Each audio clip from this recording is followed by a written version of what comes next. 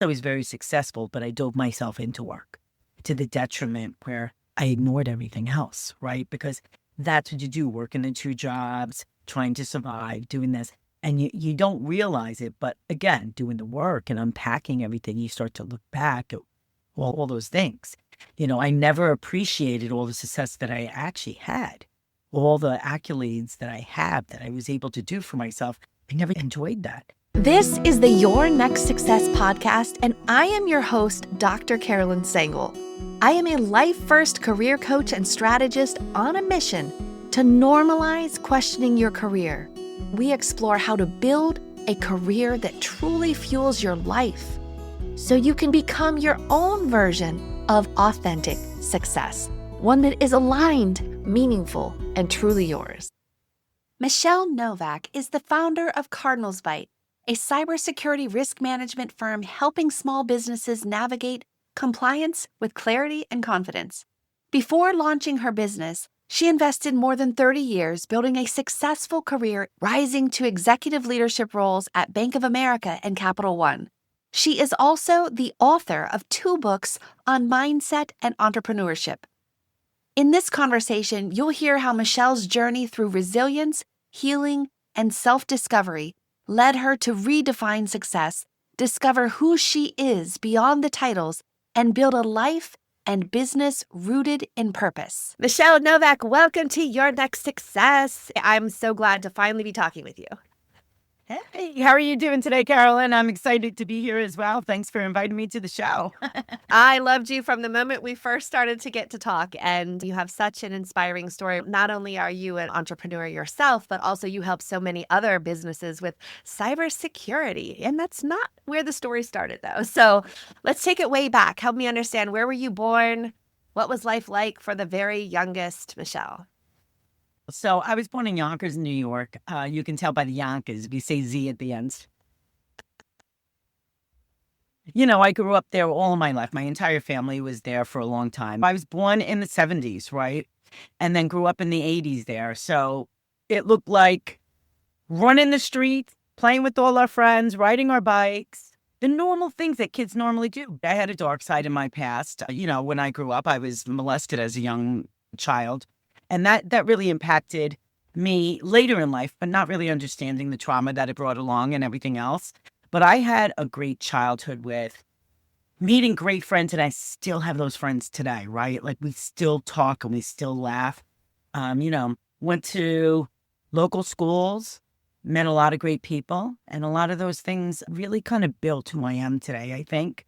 Being out on, as we call it, the streets, right? Playing at night. We knew that, you had to be in when that light came on.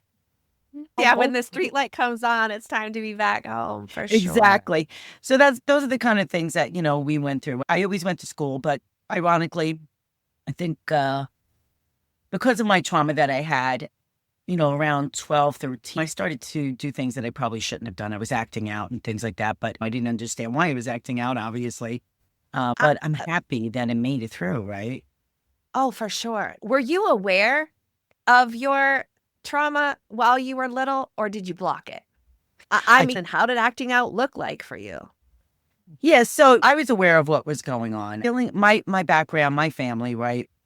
I'm a traditional Italian family. That's what we come from. So if you know anything about the Italian family, everything is hush, hush, quiet, quiet, secret, secret. You can't tell, you can't share. Everything is about embarrassment and everything else. And, I'm sure a lot of people can probably identify with that, not only in my culture, but other cultures, right? You want to keep those secrets. So, I spoke up about what happened, but the family shut it down. They made it look like I was going through things, right? And I'll tell you just so I had wound up, I think I was 12, and I mentioned it to one of my friends whose father was a cop. The cop, he came over that night to talk to my grandparents and my mother, and it was like, oh, they're going through a divorce. She doesn't, she's confused, blah, blah, blah. So it became one of those things. I never really understood it. Again, I was 12. What happened is when I was 16, 17, it happened to my younger sister, right? Oh. So it happened again. So now it became, again, blown under the wind. So I don't think you really realize how it impacts you. And I didn't know how to process what was going on. It stopped, obviously, for me, but moved on to someone else. And that's unfortunate, but it did happen. It could have been prevented, but again, the way family dynamics were, their own, what I've learned, your parents, their parents, everybody learns, and you break a cycle each life you go through, right? But of course, it impacted me unconsciously, right? Yeah. And my parents were going through a divorce. There were a lot of things happening at that particular moment in time. So you add all of that. So of course I was going to act out. I didn't want to go home. I ran away. I tried to kill myself when I was 13, right? Like these are things that happen because you don't know how to process what's happening to you. And you don't understand why. And you're too young to do the mind work, do the mindset, clear all that trauma. And that doesn't come until later in life. Yeah. I got into therapy. I think the one good thing is therapy throughout life, right? Like I've always knew that I needed that guidance, that support, that help, because that's really kind of what set me on the path as I got older to pull away from my family. I moved out when I was 17, dropped out of school, right, at 16, went to college though. I joined college. There was a pre-program back in the 80s. We join college, get your GED. And then that set me on a course, right? I met the right people who guided me, and I pulled away from my family a lot, right? Like I was close to my sisters, my mom and stuff, but I really kind of just went out on my own. And I think that was more of a survival, protection, finding who I am. Met, again, hung out with a lot of good friends. That's what we did. I worked, got a job. I did very well, right? Like my first job really started when I was 14. I was doing newspapers and whatever, but you progressively do things that help you without realizing it until now, right? Yeah. When you look back at your life, you realize, aha, like you said, right? That's why I did that. So that's why this happened. You kind of put all those puzzles together and it makes a bigger picture, especially as you get older in life, right? Were there certain subjects that you liked more than others? I've always been a fan of history, the law, right? Like justice. And I think that drives from what happened to me, right? When I was in school and then I went to college, I took pre-law. Like that's what I studied for the next couple of years. I thought I wanted to be an accountant at first. And then, as I was in college, after I started to take classes and stuff, I realized that was too boring, too monotonous. I have a brain that's always on fire. I'm very creative. I got into taking pre-law classes and went all the way through, right? Like 6-7 years, took my LSATs, but then I had gotten pregnant, right? Like I got pregnant. So 8 months in, I was going to graduate college, and I didn't even graduate because I had my daughter, right? Like, so there were a lot of things that, you kind of never finish.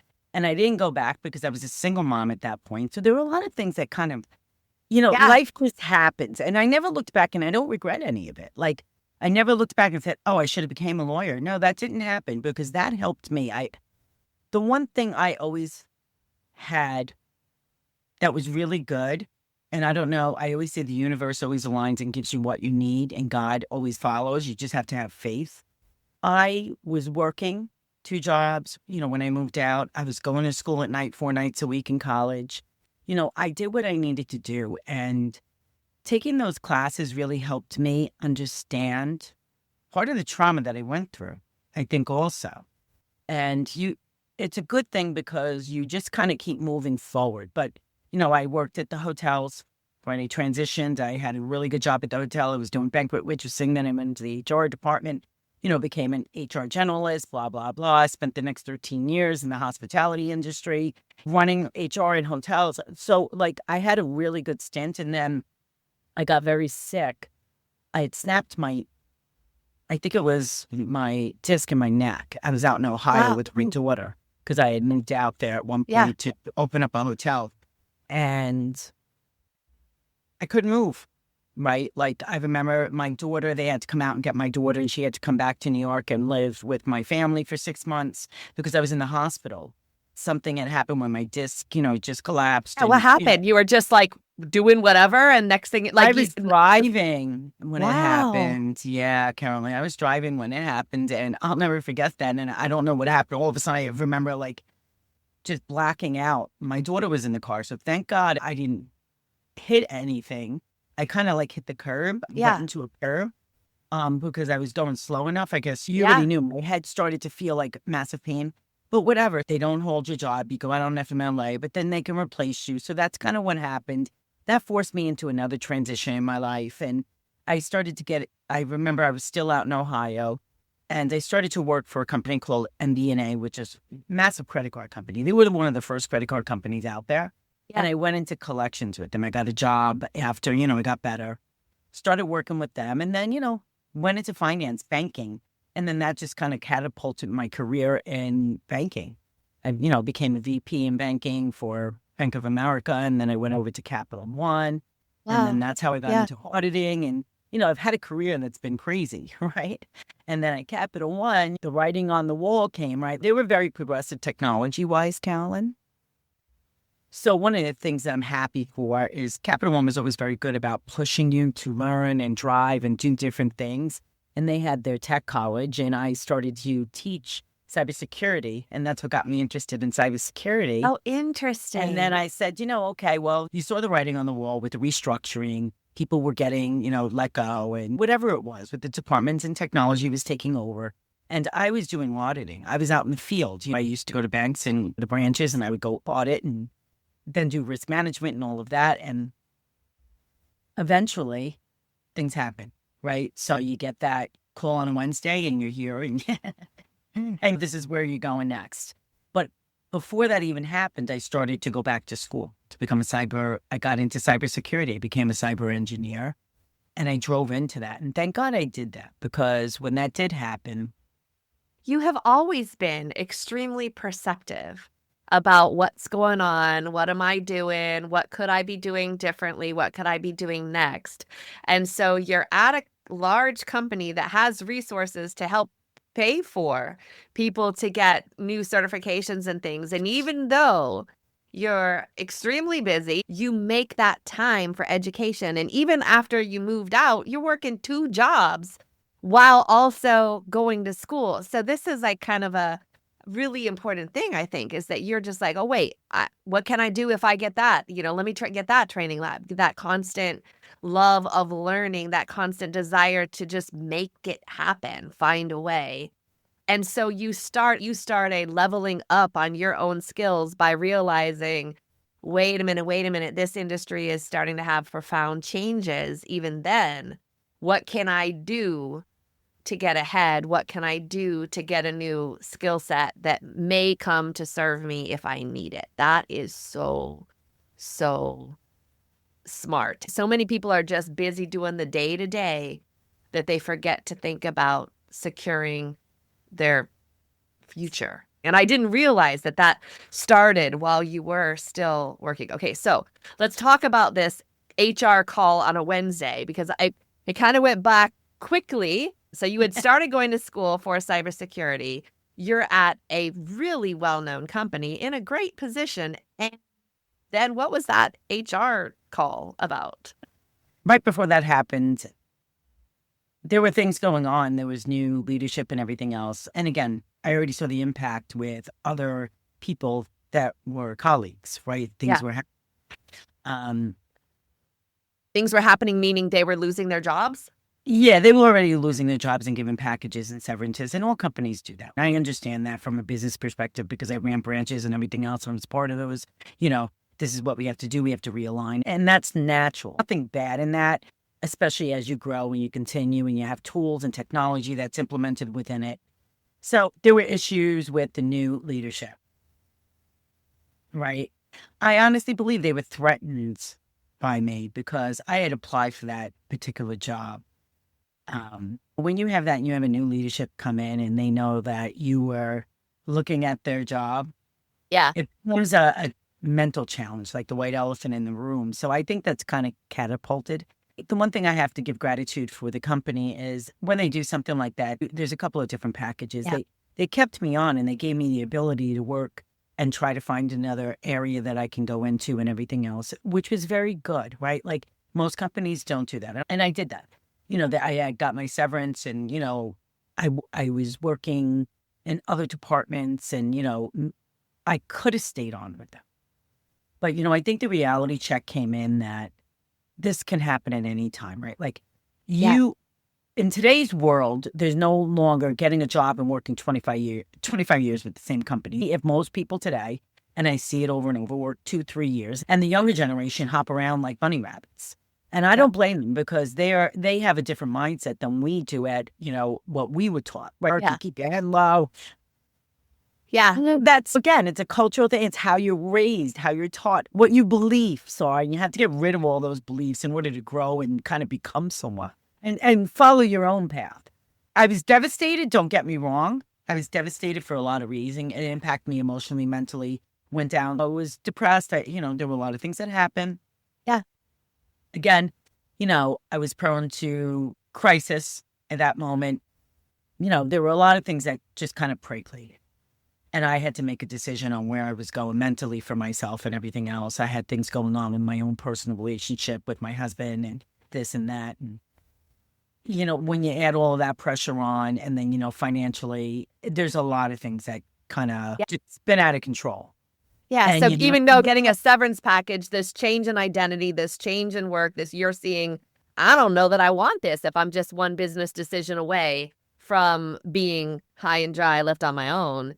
And then having challenges in your personal life, like the whole thing just seems like, how did you keep going one foot in front of the other in the midst of all this external chaos that a lot of it wasn't in your control, but yet it was very much affecting your day-to-day ability? I had a breakdown. I mean, I had to go back to therapy. I tried to hurt myself. Like that's really kind of what happened again. And your mind, I've learned the one thing, anything you put in your mind, it's what you tell yourself. That is the one thing that I've taken away from all of this.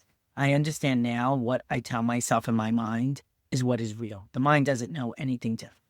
It's what you tell it. If you tell it that you're afraid of apples, it's going to be afraid of apples. If you tell it that, you love yourself every day and that life is good, it's going to be good. And I learned that through therapy. And I wrote a book about it, Shifting Your Mindset to 21 Days of Abundance. And I dedicated that book to my therapist who helped me through those hard times.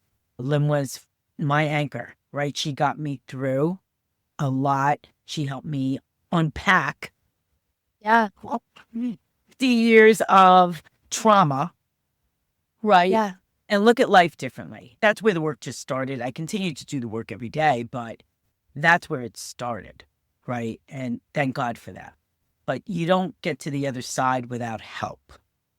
You can't. I believe that you do need somebody else to get you through. And, today I look back and I say, I was meant to be on that journey. I knew that all of these things, and now I'm a different person. I'm a different me. I've learned to once, the biggest thing in the gap, Carolyn, and I just shared this on stage at one of the speaking events that I was on, I've learned to love myself. I've learned to look in the mirror and do the hard work and really love who I am. For the first time in a long time, I didn't love myself. All of those things kind of, you don't realize it, but I didn't. I didn't care for me first. I always took care of everybody else. Yes. And when you have trauma like that, you take care of everybody else because you distract yourself. That's a distraction in taking care of yourself, your health, your mind, your wellness, whatever it might be. And yes, I was very successful, but I dove myself into work to the detriment where I ignored everything else, right? Because that's what you do, working the 2 jobs, trying to survive, doing this. And you don't realize it, but again, doing the work and unpacking everything, you start to look back at all those things. I never appreciated all the success that I actually had, all the accolades that I have that I was able to do for myself. I never enjoyed that. Somebody would say, oh, I would get my next raise and become a VP in banking. People would die for those titles. I was like, okay, thank you. Like, I didn't know how to accept that because I didn't love myself. So there are a lot of things that go along with that, Carol. And then what happened? Because that's the thing, and that is a good point, that sometimes this keeping busy, working 2 jobs, doing so much is just really, without consciously even being aware, but just keeping your mind engaged to the point that you're exhausted and now you have to sleep. And then you wake up and Exactly. you do it all over, but yet you never have time. You never make time. You don't even realize you need to pause. You don't even realize there's something that you need to like Right. work on because you're so busy working and doing what you think it means. And I forgot to ask you this, but like in your younger version of yourself, what did you think it meant to be successful? What was that idea from your maybe teenage or early 20s? You thought, aha, if I can only do this, then I'll be successful. And then, of course, it's modified now. But what Yeah. did you think it was? What So were you listen, chasing? I was an 80s child. So if you, Yeah. we hung out, we partied. I mean, I was out in the Hamptons here, there. We'd go all over, right? Like, and I knew that that's what I wanted. I think what it looked like for me was, hey, I'm going to have a great job. I'm going to become an attorney. I'm going to, have the house. I'm going to have this. I'm going to have that. I'm going to do everything they wanted to do because, my family wasn't well off. Like, we had our struggles. And, I didn't come from money. We lived with our grandparents when my mother got divorced. And there were a lot of things that went on, right? But for me, success was getting a solid job, working hard, and then playing, right? Having that time to play when I was younger. And I did that. I did that successfully. You balance, you burn the fire. You're young, you burn the fire at both ends. You go out on Sunday night to a Manhattan club, and then on Monday you're walking into work at 5 a.m. Like, Right. this is what went on when we were kids. I can't explain, what the kids do today, but I can tell you that Gen Xers, we know. We know exactly what what we've done and how we got through it. And it was just, I lived my life and then I got pregnant. So a lot of that stopped when I had my daughter. I stopped going out. I disconnected from a lot of my friends because they were still into that scene. And they continued on that scene for the next couple of years, whereas I had a baby now. I was focused. Taylor became everything to me, right? I was a single mom. I didn't want to date anybody. I was afraid to have anybody around her again because of the trauma, right? You unconsciously don't know, but very protective. You want to, I remember I was moving back from Ohio, coming back to New York. I wanted to come back to New York because I really kind of isolated myself out in Ohio. Although I had friends and I had a good stint out there. My family was back home, my mom and this and that. And I wanted my daughter to be around them. Okay. My friends and stuff. I put in for a transfer and I did. I got the transfer and I was able to move back here. And I moved, I think it was New Jersey. I came back to New Jersey. So, I was there and I was working for, MBNA, and then Bank of America took them over. That's how I got into Bank of America. And it became this whole thing. And, I was the first one, like I wanted to get out of the back office. So, I was in the back office doing collections, right? Like for Bank of America at that time when they took over. And they had openings out in the branches. And it opened up my world to go out and kind of get a 9 to 5 because collections, you got to work sometimes until 9 o'clock at night. I had a young kid, had to worry about there are things that happen, right? Like as a single mom, you got to juggle stuff. And kind of just was the first one to actually transition out of the back office into a branch. I got an assistant manager job and then, became a manager and VP, like blah, blah, blah, blah. And I'll tell you, like, that really kind of defined where I was going in life, right? Like now you had an identity, where you're going to go next. And, you said it earlier, when you build a career, that becomes your identity. And it shouldn't. I'm going to tell people it should not. And that's the problem because most people don't know what to do when that identity walks away. And it goes away for whatever reason. It could be to failing health. It could be to anything, right? It could be to the pink slips. It could be to anything, right? And that's where a lot of those cycles of your mind lose its ability to function the right way. And you've got to overcome that. You've got to build a strong foundation within yourself. Again, loving yourself first. And it's hard because you got to look in that mirror and say, who am I? And I tell this to everyone, look in that mirror 100 times and say, who am I? And you start crying because you don't like what you see in yourself. Look in your eyes, your own eyes, not through somebody else. Because you always want to get validated by somebody else. That's just natural, right? Like we do these things and we trauma bond. I call it trauma bond. That's why you choose the husbands or the people in your life and, you trauma bond with them a lot of times. And sometimes those are toxic and they're not good, right? But you trauma bond and that's why you've chosen them. And, again, these are things that you learn later on in life. It's not something that's natural. It's not something that you don't see. And again, if this message can reach anybody who may be going through something, reach out. There's plenty of people. And don't always trust the people that surround you, because they can only guide you so much. Not to say that your family and friends aren't good, but sometimes an external person who with a different perspective and doesn't know you is even better. Because they're Yes. going to give you that hard fact of what they actually see or look at. Right? Yes. But that's what I'll say, you know. Imagine what your life would be like if your career aligned with who you are, what you do best, and actually fueled the life you want. At Next Success, we support all ages and stages through career transitions, from students exploring majors or careers to job seekers actively searching or reimagining their next move to professionals committed to self-awareness and leadership growth. Yeah, that question of like, who am I if I am not what I do is a huge one. It's such a huge one. So you start asking that question and you start looking in the mirror and you start getting on this journey to not just be you walking around in your body all day, but to actually start to love you. And what's the process after you start looking in the mirror? And let's say you look in the mirror and you're like, ugh, how do you get past the ugh and start getting to, You cry. oh, You cry. ah, So, my book is about steps, right? Like you have to get one chapter, you do the exercises, and then you do that for 21 days. Because nice. what I have to understand is it took me a little bit longer than 21 days, but then as I got through a process of what I needed to unpack, who am I is a fundamental question, because then you start to realize all these things that happen to you. You have to live through all of those things.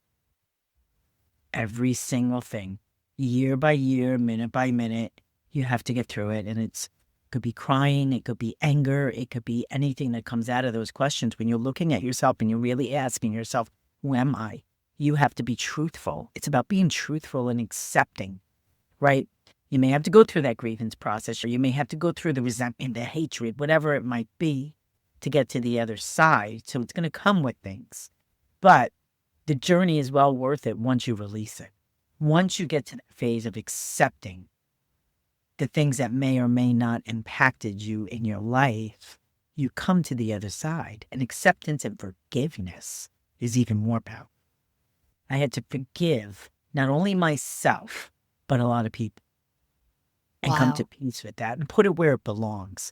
Right? What I've learned Where does it belong? How do you know where it belongs? It belongs with the person that it started with, not you. You're not meant to carry that. Right?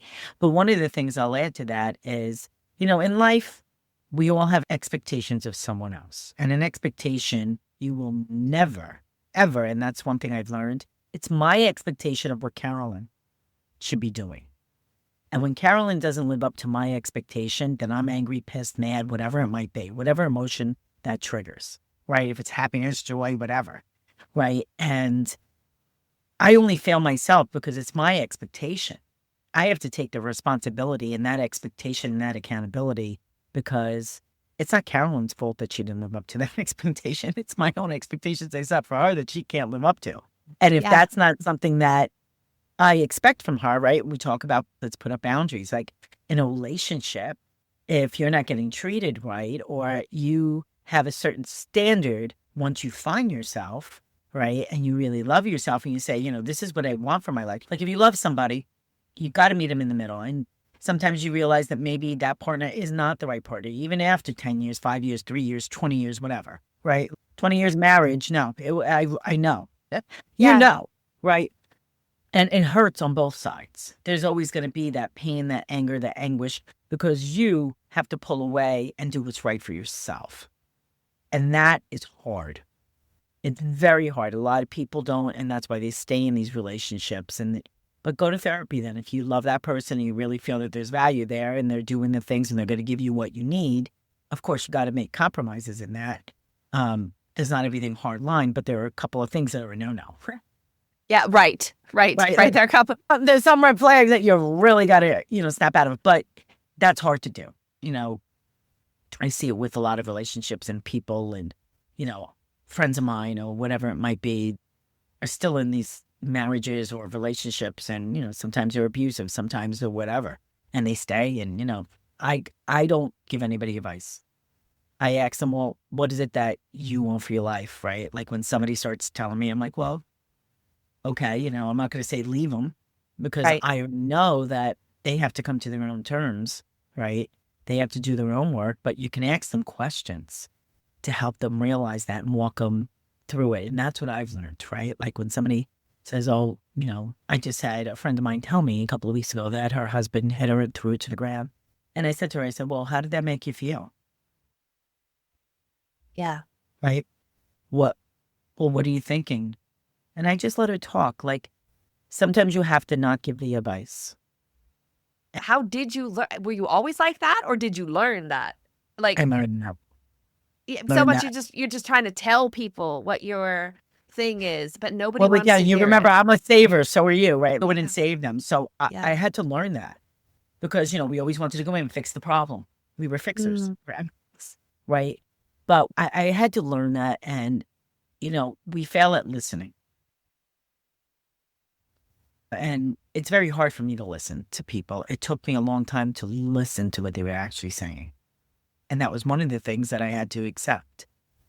And I think a lot of us, whatever goes on in your mind, when I'm talking, we all tend to take something that somebody says and veer off because we get thoughts, right? Like our mind doesn't shut down as we're having conversations. Yeah. And that's why people interrupt. That's why because you want to get your word out. You don't want to forget. And it's hard.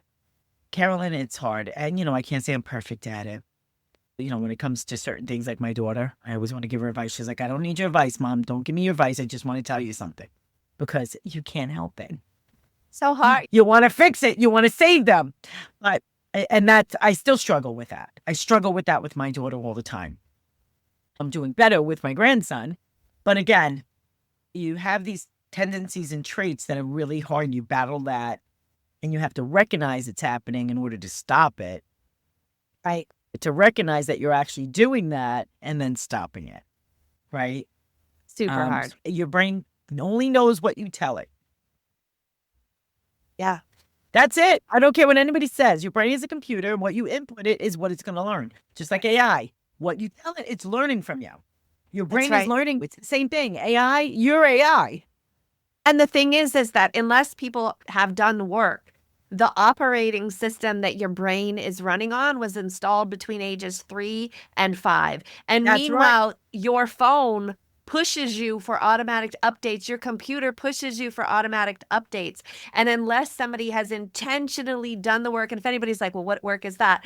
Come check out mental fitness, mental resilience on my webpage. I'll be happy to help you understand a little bit more about your wiring, and you can become aware and decide if it's something you want to work on. But unless you've worked on it, you're still operating. That's why you react instead of responding. I think we're hearing such amazing, wise nuggets from you, Michele, because you have intentionally spent a lot of time reprogramming your brain like a computer, giving it the thoughts that you want it to hold on to and you want it to carry forward. So now let's talk about this cybersecurity, because we've sprinkled it a few different times, but you left this wildly successful career in the banking industry, not by choice, well, kind of maybe by force, but you were given an option and you chose, nah, no thanks. You had already kind of done some cybersecurity education. And then what happened? Like, do you work in cybersecurity now? How did that work? And, where are you working? It didn't actually jump right in, right? Still was going in school. I had to finish school. So I left Capital One and I went on to another smaller bank. And I started to do operations. They had been conserved and they were coming out of conservatorship. So they had brought me in to kind of restructure the risk governance, right? Basically. Operations in the back house and everything and rebuild, because people that were there were actually walked out in handcuffs. Wow. Then you're talking a bank, right? I was brought in to run a department and come in and restructure that department. So I still had to work because I had to make money, right? Like I went through a lot of my savings. There were a lot of things that happened financially throughout that process. So I was doing that and continuing with school. I was going to school 5 nights a week, cyber engineering, right? And it really became 7 days a week because, you have to do projects. You're learning technology, you're learning processes, you're learning everything from the ground up, right? Yeah. What's a router? What's this? What's that? You're networking. We call it the OSI layers, but you're learning everything. And I remember I started this new job, I was doing that because I needed a paycheck and going to school at night and doing homework. You went from 6 to 10. 10:30. I was 10:30 4 nights a week, right? I was at Columbia. And it was intense. It was intense. Yeah. So your brain was on fire, but I did that. And then I started my business ahead of time, right? I started to build the website. I knew going to school. So I kind of was doing these things. And like you said, I've been always one of those that multitasking and doing things, I enjoy just doing. And you do get burnt from it. You got to take your mental breaks. I've learned to do 15 minutes of work, take a minute break, get up, walk around. And that's important. Do 30 minutes of work, take a 3-minute break, get up and walk around. Like, it's so important to break mentally. Yeah. I started my own business. I started to put the, website. I knew nothing about owning a business. I helped my husband build a business, but I really knew nothing about running a business. So I went and I did some resources because I've always been reliable on myself. And I found this agency called WETC, Women Economic Development Group, that actually supports women entrepreneurs to open a business. And I wound up taking a 6-month course with them and taught me everything. I mean, marketing this, building a business plan, finances, managing this, that. Like, it was such a great resource. And I'm so happy I took it because I knew, again, I need to learn everything. I knew about hiring. I knew about running banks. I knew about running branches. I knew about all of this stuff. But when you're doing it for yourself, it becomes a lot different, right? Like, how do you build, what's a P&L? What's a balance sheet? How do you understand your cost, right? You understand how do you, do client acquisition, right? Like, I knew I had a lot of skills and I understood it from being in banking, running branches, opening branches, and being out in the community. Like, I had certain skills. But those were already businesses that were implanted, right? Building your brand and all of that. So that's where I started building my brand, right? Starting to research that. Like, I knew I was going to be opening this company come July. And that's what I started. I started building my brand, doing all the work, laying the foundation, because that's very important. Didn't come without fears, didn't come without crying at night. Especially after I launched it, right? Like, no money, Yeah. You become very overwhelmed, and that led to my next book, Overcoming Your Fears as an Entrepreneur. But I had a lot of hard lessons. I learned how to get grounded, how to build a structure around what you do, how to stick to that structure, how to make sure that you meet those goals, how to set relevant goals, check those goals, and live to what you're saying, right? So I started to build. I got my website. I started to connect. I started to get out there. I started to get my first couple of clients. And the reason why I did cybersecurity for small businesses and I focus on the audience that I focus on is because my accountant came to me and she had to comply, right, with cybersecurity. A lot of changes with the IRS and FTC and all of this. And she's like, I have no friggin' idea what I'm doing. I know that you do cybersecurity or you're learning, blah, blah, blah. Can you help me? So she really was my first client.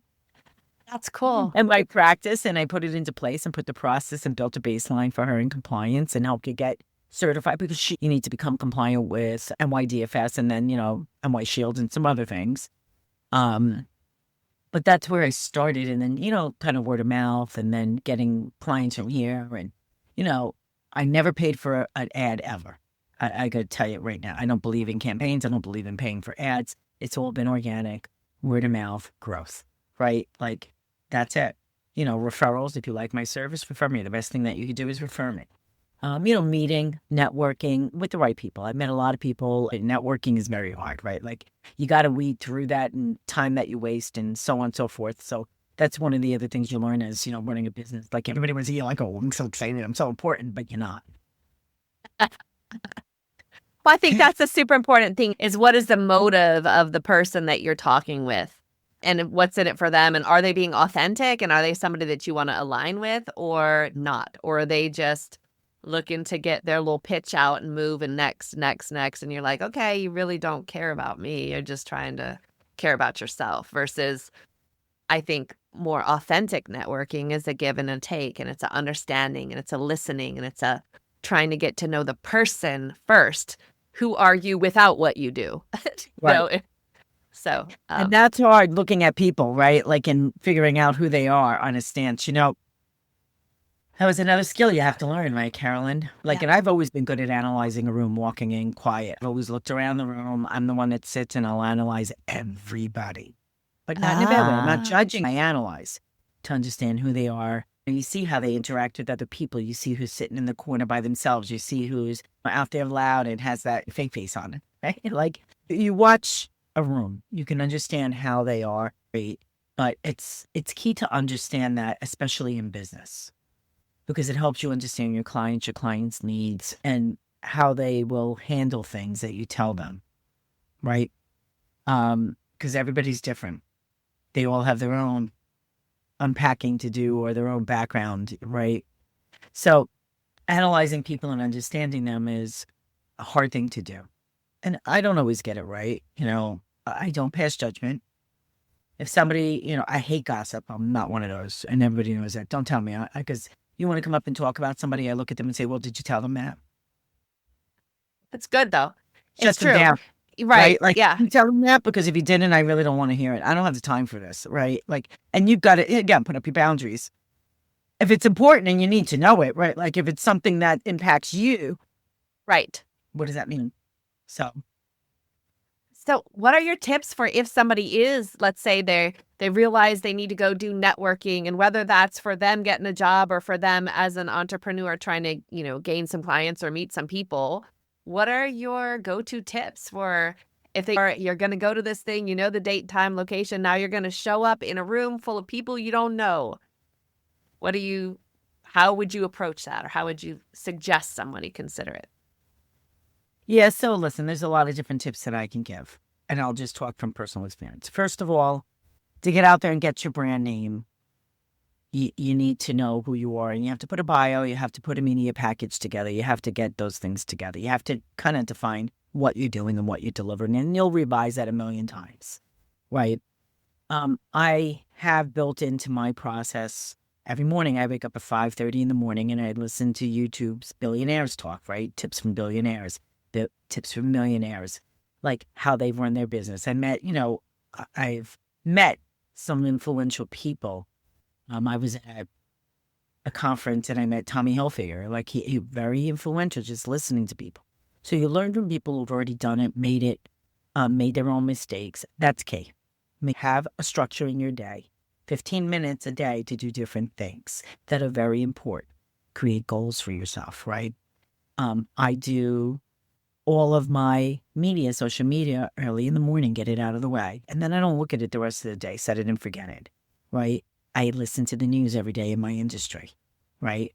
I find out what the current trends are so I can understand, because anything that impacts my business, I need to know. I need to share with my clients. I need to take a look at our processes.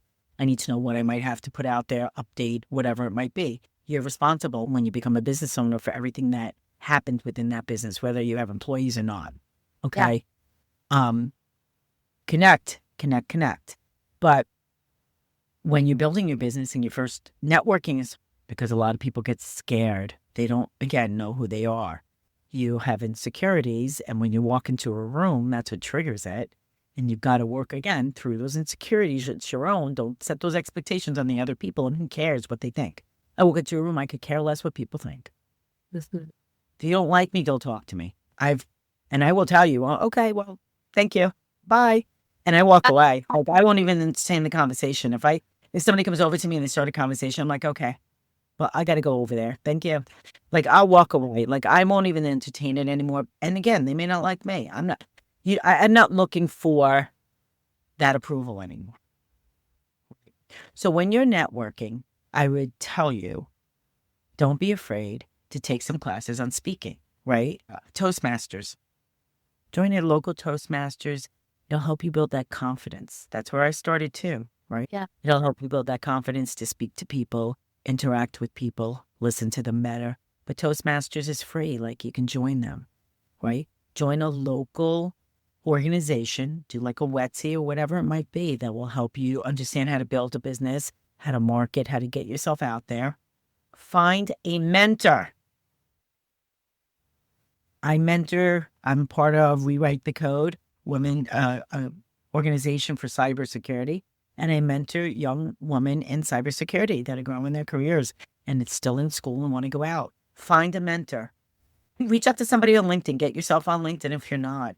And look in your field. LinkedIn gives you dozens and dozens. Read people's bios about them. And if somebody connects with you and you say, yeah, I like to do that. I like what he's doing.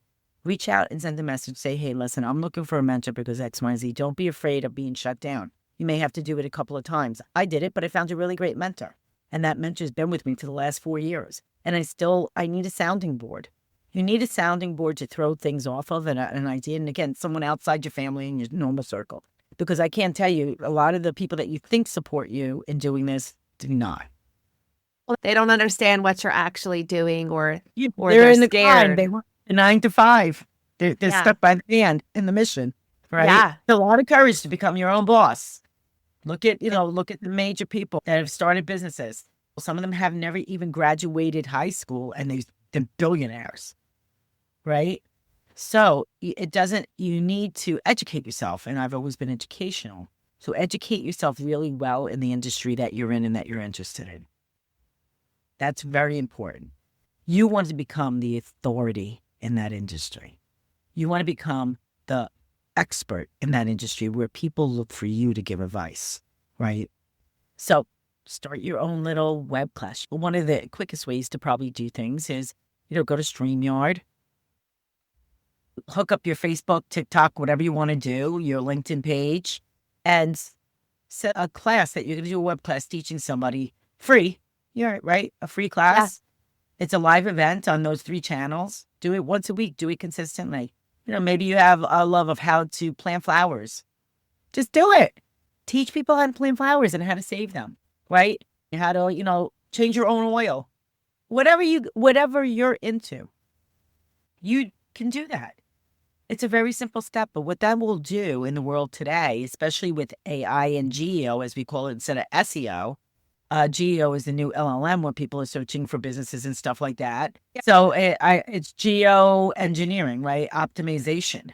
So instead of SEO, like everybody, when you search Google, that's an SEO. So, search optimization. Now it's geopolitical. It's all the LLM that does it now for you. And you want to build citations in LLM.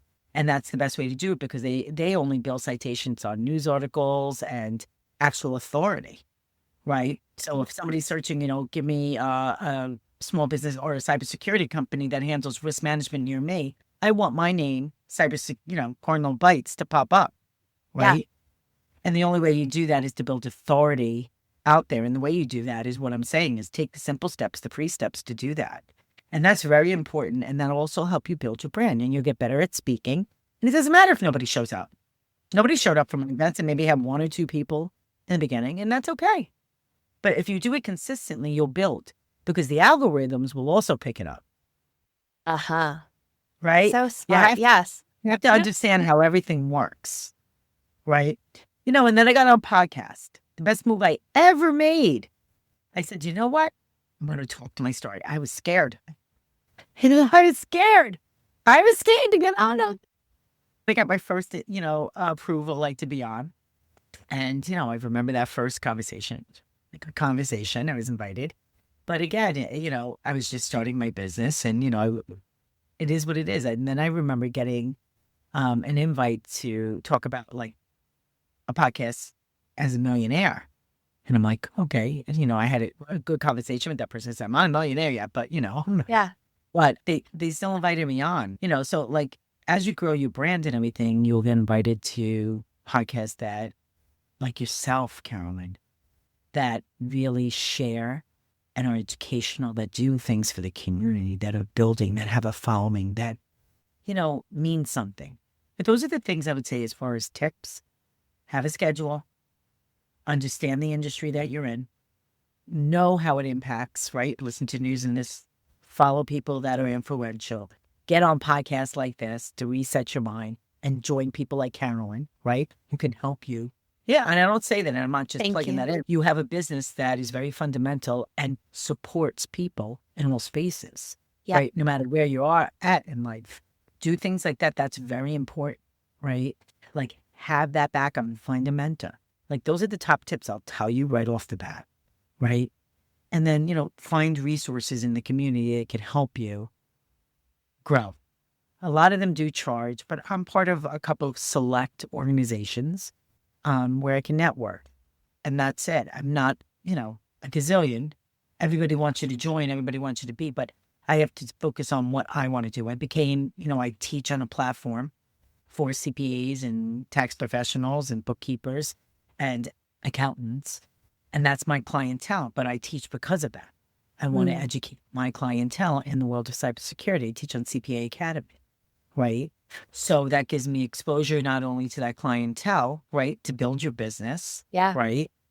It also gives me the opportunity to share the resources that I know they don't have, small businesses, and educate them on DIY and how the industry is changing and the regulations.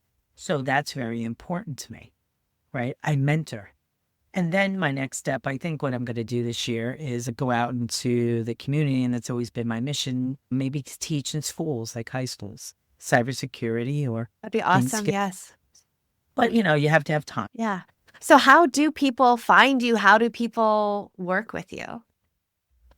Yeah, so they can certainly go and find me on LinkedIn. That's probably the best way to find me. You can go to my website, CardinalsByte.com. And, I'm sure Carolyn can put that in her. I will. So you can find me there. I'm on Facebook, I'm on Twitter and this and that. But, I don't sit on social media all day long. I do check LinkedIn because I get a lot of people that I interact with on there.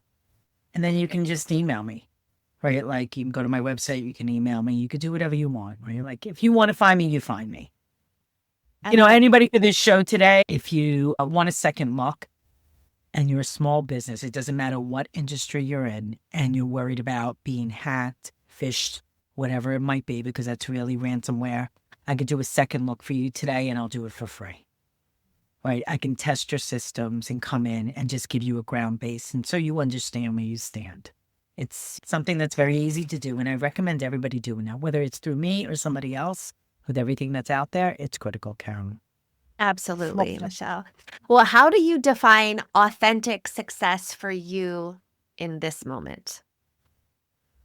Authentic success is about having a business that is scaling and moving. Having time for my family, most important, and balancing that. I would tell you that's the biggest success. I take the time to go and spend time with my 3-year-old grandson every day. That's awesome. I don't care what it is. I don't care what's going on. I don't care if the world is crashing. I make that time with my daughter and my grandson. So I would tell you that's very success, right? Being out in the community, teaching, watching other people grow, that's success. And then, contributing to things like this, where you can help others. I think that's fundamental. Sharing our stories like this and hoping to impact somebody who may be struggling or having, wherever they're at, meet them out where they're at in life, and living my best life yet. Building for my future, because I want to retire, right? Like, I want to spend more time with my daughter, my grandson, and building that generational, not only wealth, but life for them. Yeah. I think that's success. And I think that's what most of us want to do. Thank you so much, Michele. There's been so much wisdom. Thank you for your vulnerability, for your authenticity, for all of your tips of how somebody can become something better, how they can overcome some of their hardest days, begin to love themselves again, and really to thrive. You just can tell the joy that is just radiating from you. So I'm just, again, so thankful and so appreciative. Thank you so much for being part of your next success. Thank you, Carolyn, for all that you do, and I appreciate it. Thank you. Thanks for listening to Your Next Success with Dr. Carolyn Sengel. Remember, authentic success is yours to define and includes aligning your career to support the life you want.